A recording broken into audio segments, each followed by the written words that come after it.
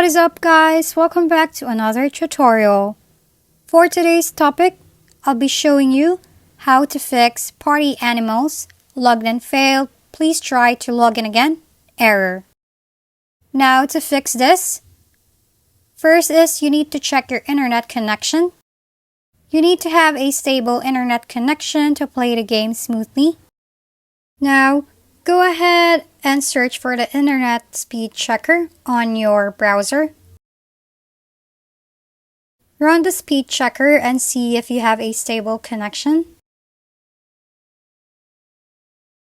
If you have a stable connection, then try to fix this by clearing the Steam download cache.